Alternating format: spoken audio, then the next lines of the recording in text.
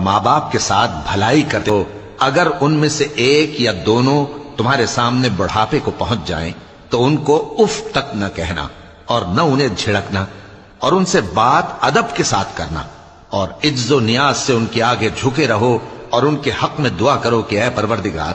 جیسا انہوں نے مجھے بچپن میں شفقت سے پرورش کیا ہے تو بھی ان کے حال پر رحمت فرما، جو کچھ تمہارے دلوں میں ہے تمہارا پروردگار اس سے بخوبی واقف ہے،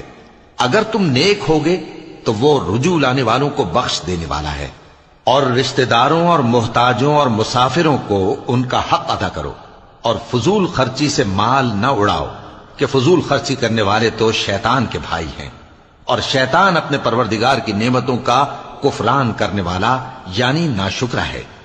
اور اگر تم اپنے پروردگار کی رحمت یعنی فراخ دستی کے انتظار میں جس کی تمہیں امید ہو ان مستحقین کی طرف توجہ نہ کر سکو تو ان سے نرمی سے بات کہہ دیا کرو، اور اپنے ہاتھ کو نہ تو گردن سے بندھا ہوا یعنی بہت تنگ کر لو کہ کسی کو کچھ دو ہی نہیں، اور نہ بالکل کھول ہی دو کہ سبھی کچھ دے ڈالو، اور انجام یہ ہو کہ ملامت زدہ اور حسرت زدہ ہو کر بیٹھ جاؤ۔ بے شک تمہارا پروردگار جس کی روزی چاہتا ہے فراخ کر دیتا ہے، اور جس کی روزی چاہتا ہے تنگ کر دیتا ہے، وہ اپنے بندوں سے خبردار ہے اور ان کو دیکھ رہا ہے۔ اور اپنی اولاد کو مفلسی کے خوف سے قتل نہ کرنا، کیونکہ ان کو اور تم کو ہم ہی رزق دیتے ہیں، کچھ شک نہیں کہ ان کا مار ڈالنا بڑا سخت گناہ ہے۔ اور زنا کے پاس بھی نہ جانا کہ وہ بے حیائی ہے اور بری راہ ہے۔ اور جس جاندار کا مارنا اللہ نے حرام کیا ہے اسے قتل نہ کرنا مگر جائز طور پر یعنی بفتوائے شریعت،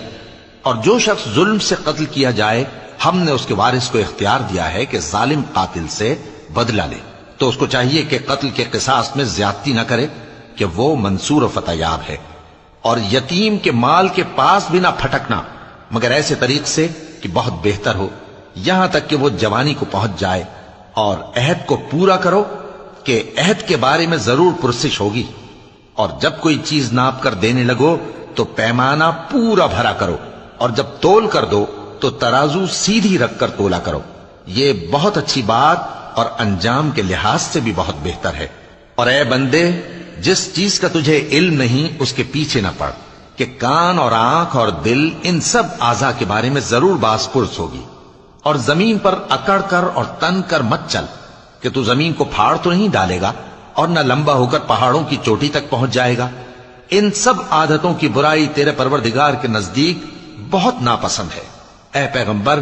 یہ ان ہدایتوں میں سے ہیں جو اللہ نے حکمت کی باتیں تمہاری طرف وحی کی ہیں، اور اللہ کے ساتھ کوئی اور معبود نہ بنانا کہ ایسا کرنے سے ملامت زدہ اور راندہ درگاہ بنا کر جہنم میں ڈال دیے جاؤ گے۔ مشرکو،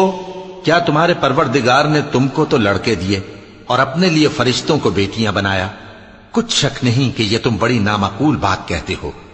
اور ہم نے اس قرآن میں طرح طرح کی باتیں بیان کی ہیں تاکہ لوگ نصیحت حاصل کریں، مگر وہ اس سے اور بدک جاتی ہیں۔ کہہ دو کہ اگر اللہ کے ساتھ اور معبود ہوتے جیسا کہ یہ کہتے ہیں تو وہ ضرور عرش والے کی طرف لڑنے بھیڑنے کے لیے رستہ نکالتے، وہ پاک ہے، اور جو کچھ یہ بکواس کرتے ہیں اس سے اس کا رتبہ بہت عالی ہے۔